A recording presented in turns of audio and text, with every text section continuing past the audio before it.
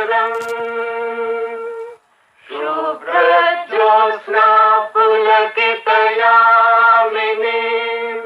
फुल्लकुसुमित द्रुमदल शोभिनीं सुहासिनीं सुमधुर भाषिणीं सुखदां वरदां मातरं वन्दे मातरं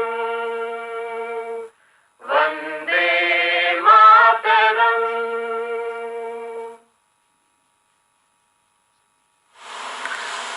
FM बैंड 101.4 मेगाहर्ट्ज पर ये आकाशवाणी कुरुक्षेत्र है। आज सोमवार है, शक संवत 1942 के अग्रहायण मास की 23वीं तिथि, तदनुसार 14 दिसंबर सन 2020।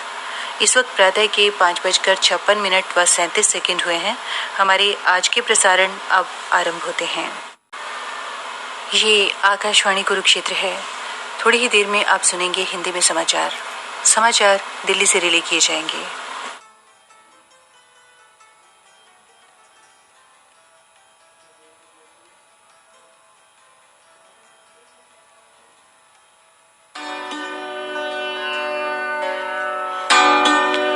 ये आकाशवाणी है। अब आप मुकेश कुमार से समाचार सुनिए। कोविड महामारी के खिलाफ देश एकजुट होकर लड़ रहा है। आप भी हमारे साथ सुरक्षा और बचाव के 3 आसान एहतियाती उपायों का संकल्प लें। मास्क पहनें, 2 गज दूरी है जरूरी, सुरक्षित दूरी बनाए रखें, हाथ और मुंह साफ रखें। अब समाचार विस्तार से। उत्तराखंड के किसान प्रतिनिधि मंडल ने कल केंद्रीय मंत्री नरेंद्र सिंह तोमर से नई दिल्ली में मुलाकात कर नए कृषि कानूनों के प्रति अपना समर्थन व्यक्त किया। कृषि मंत्री श्री तोमर ने कृषि कानूनों का समर्थन करने के लिए किसानों का धन्यवाद किया। संवाददाताओं से बातचीत में कृषि मंत्री ने कहा कि किसानों ने कानूनों को समझ लिया है और उनके पक्ष में अपने विचार व्यक्त किए हैं। भारत सरकार की ओर से ऐसे सभी किसान भाइयों का हृदय से बहुत बहुत स्वागत है, बहुत बहुत अभिनंदन है। उन्होंने कृषि सुधार बिलों को समझा, उसके बारे में अपनी राय दी और अपना समर्थन व्यक्त किया। इसके लिए मैं भारत सरकार की ओर से सभी किसान भाइयों का आभार प्रकट करता हूँ। कृषि और किसान कल्याण राज्य मंत्री कैलाश चौधरी और उत्तराखंड के शिक्षा मंत्री अरविंद पांडे भी बैठक में मौजूद थे। ये किसानों का तीसरा प्रतिनिधि मंडल है जिसमें श्री तोमर से मुलाकात कर कृषि कानूनों के प्रति अपना समर्थन व्यक्त किया है। इससे पहले हरियाणा के किसानों के 2 प्रतिनिधि मंडलों ने श्री तोमर से मुलाकात कर नए कृषि कानूनों के प्रति समर्थन व्यक्त किया था। हरियाणा के भारतीय किसान संघ मान गुट के प्रमुख गुणी प्रकाश के नेतृत्व में प्रतिनिधि मंडल ने श्री तोमर को कृषि कानूनों के प्रति समर्थन का पत्र सौंपा था और सरकार से मांग की थी कि वो इन कानूनों को जारी रखे।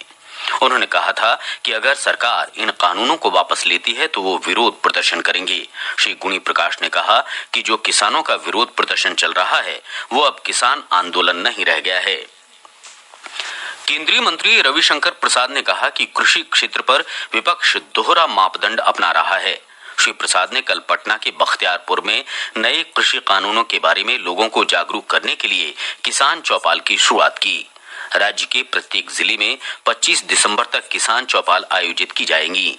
श्री रविशंकर प्रसाद ने इस अवसर पर कहा कि विपक्षी पार्टियां देश भर में विभिन्न चुनावों में जनता द्वारा नकारे जाने के बाद अपना अस्तित्व बचाने के लिए विरोध प्रदर्शनों में शामिल हो गई हैं। उत्तर प्रदेश में भारतीय जनता पार्टी आज से एक विशेष अभियान की शुरुआत कर रही है। इसका उद्देश्य नए कृषि कानून से जुड़ी गलत धारणाओं को दूर करना और सरकार की ओर से कृषि क्षेत्र में किए गए ऐतिहासिक सुधारों के मुख्य पहलुओं को सामने लाना है। इसके तहत राज्य के अलग अलग क्षेत्रों में किसान सम्मेलन का आयोजन किया जाएगा। एक रिपोर्ट।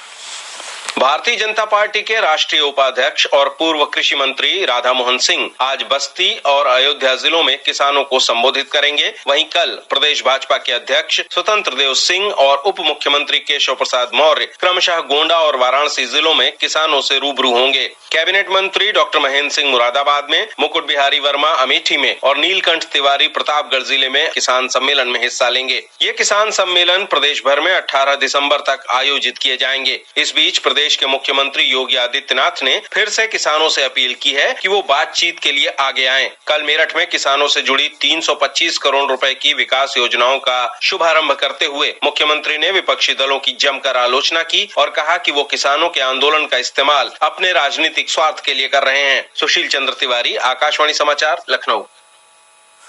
खरीफ विपणन सत्र 2020-21 में सरकार द्वारा मौजूदा न्यूनतम समर्थन मूल्य पर किसानों से खरीफ फसलों की खरीद जारी है।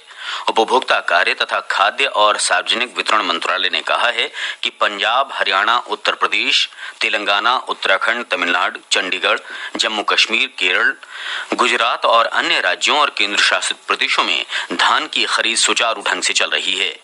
आंध्र प्रदेश, ओडिशा, मध्य प्रदेश, महाराष्ट्र और बिहार में पिछले वर्ष 309.57 लाख मीट्रिक टन धान की खरीद के मुकाबले इस साल 12 दिसंबर तक 374.81 लाख मीट्रिक टन धान की खरीद की गई है, जो पिछले साल की तुलना में 21.07% ज्यादा है।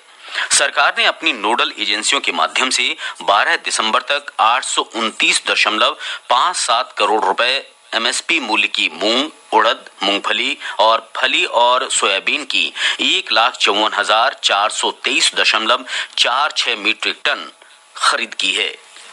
ये समाचार आकाशवाणी से प्रसारित किए जा रहे हैं। कोविड-19 से बचाव और सुरक्षित रहने के 3 उपाय। मास्क लगाएं, 2 गज दूरी है जरूरी, सुरक्षित दूरी रखें, हाथ और मुंह साफ रखें।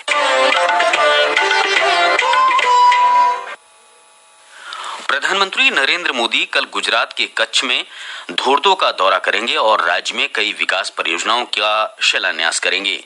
इन परियोजनाओं में खारे पानी को पेयजल के रूप में परिवर्तित करने का एक संयंत्र, हाइब्रिड नवीकरणीय ऊर्जा पार्क और पूरी तरह स्वचालित दुग्ध प्रसंस्करण और पैकेजिंग संयंत्र शामिल है। खारे पानी को पेयजल के रूप में परिवर्तित करने के संयंत्र की क्षमता 10 करोड़ लीटर प्रतिदिन होगी। केरल में आज होने वाले स्थानीय निकायों के तीसरे और अंतिम चरण के चुनाव की तैयारियां पूरी कर ली गई हैं। मतदान सुबह 7 बजे शुरू होगा। 354 स्थानीय निकायों में 6,867 वार्ड में वोट डाले जाएंगे। वोटों की गिनती 16 दिसंबर को होगी। मतदान के दौरान कोविड दिशा निर्देशों का कड़ाई से पालन किया जाएगा। केंद्रीय स्वास्थ्य और परिवार कल्याण राज्य मंत्री अश्विनी कुमार चौबे ने कहा है कि कोविड-19 टीकाकरण अभियान के पहले चरण में बिहार को 7 लाख और दूसरे चरण में 1 करोड़ टीके उपलब्ध कराए जाएंगे। पटना में स्वास्थ्य अधिकारियों के साथ टीकों की आपूर्ति की समीक्षा करते हुए श्री चौबे ने राज्य में कोविड टीकों की आपूर्ति और भंडारण की तैयारियों पर संतोष व्यक्त किया। प्रतिदिन 100 लोगों को हम डोज दे पाएंगे और उसमें पहला हमारा होगा कोविड वॉरियर्स, चिकित्सा कर्मी, स्वास्थ्य कर्मी और भी जो इससे जुड़े हुए लोग हैं, और दूसरा जो फ्रंट लाइन वर्कर है, चाहे वो पुलिस के जवान हो, कप्तान हो, सेना के लोग हो, ऐसे लोगों के लिए। और फिर 60 से ऊपर वाले का अगर कोई बीमारी है, 50 से ऊपर वाले का भी अगर उसका होगा तो उसकी श्रेणी बनाई गई है। तो यानी कि वैक्सीन सबको मिलेगा। 130 करोड़ 35 करोड़ का देश है, तो हमें उसकी तैयारी भी करनी है और साथ साथ सबको वैक्सीन भी आवश्यकता उनको देना भी है। भारतीय रिजर्व बैंक ने धन के लेन देन की तत्काल सकल निपटान प्रणाली आरटीजीएस सेवा अब 24 घंटे के लिए शुरू कर दी है। आरबीआई के गवर्नर शक्तिकांत दास ने इस बारे में घोषणा की। एक ट्वीट संदेश में उन्होंने कहा कि आरटीजीएस सेवा कल रात से वर्ष के सभी दिन और 24 घंटे उपलब्ध कराने का फैसला किया गया। रिजर्व बैंक के गवर्नर ने कहा कि भारत आरटीजीएस प्रणाली पूरे वर्ष और 24 घंटे संचालित करने वाली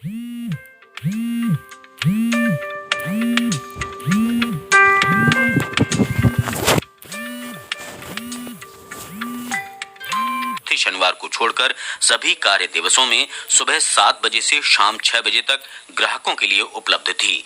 आरटीजीएस प्रणाली के माध्यम से बड़ी राशि का तत्काल लेन देन किया जा सकता है। इससे न्यूनतम 2 लाख रुपए तत्काल भेजे जा सकते हैं, जबकि अधिकतम राशि के लेन देन की कोई सीमा नहीं है। वहीं दूसरी ओर एनईएफटी के माध्यम से 2 लाख रुपए तक की राशि का लेन देन किया जा सकता है और इस लेन देन में 2 घंटे का समय लगता है। सरकार ने सोशल मीडिया में प्रधानमंत्री पेंशन योजना 2020 के बारे में प्रसारित हो रहे फर्जी संदेश को खारिज कर दिया है। इस संदेश में प्रधानमंत्री पेंशन योजना 2020 के तहत 70,000 रुपए प्राप्त करने के लिए पात्रता की पुष्टि करने का दावा किया गया है। एक ट्वीट में पत्र सूचना कार्यालय ने इस संदेश को फर्जी बताया है और कहा है कि केंद्र सरकार इस प्रकार की कोई योजना नहीं चला रही है। रेल मंत्रालय ने कहा है कि सभी एक्सप्रेस रेलगाड़ियों के पूर्ण आरक्षित रेलगाड़ी परिचालन संबंधी नीति में कोई बदलाव नहीं किया गया है। इन रेलगाड़ियों में त्योहार के लिए विशेष और क्लोन स्पेशल रेलगाड़ियां शामिल हैं। मंत्रालय का कहना है कि मीडिया के एक वर्ग में अनारक्षित टिकट जारी करने संबंधी कुछ रिपोर्ट आई हैं। केंद्र शासित प्रदेश लद्दाख के करगिल में पवन हंस MI-17 चॉपर की पहली सेवा कल करगिल से श्रीनगर के बीच शुरू हुई। 13 यात्रियों ने करगिल से श्रीनगर तक, 14 यात्रियों ने श्रीनगर से करगिल की यात्रा की। इस सेवा से सर्दियों के मौसम के दौरान लोगों का आवागमन आसान हो जाएगा। भारत, ईरान और उज्बेकिस्तान के बीच चाबहार बंदरगाह के संयुक्त उपयोग पर त्रिपक्षीय कार्य समूह की पहली बैठक आज वर्चुअल माध्यम से होगी। विदेश मंत्रालय की विज्ञप्ति में कहा गया है कि चाबहार का पारगमन बंदरगाह के रूप में उपयोग करने में उज्बेकिस्तान ने जो रुचि दिखाई है, भारत उसका स्वागत करता है। इसके साथ ही ये समाचार बुलेटिन समाप्त हुआ।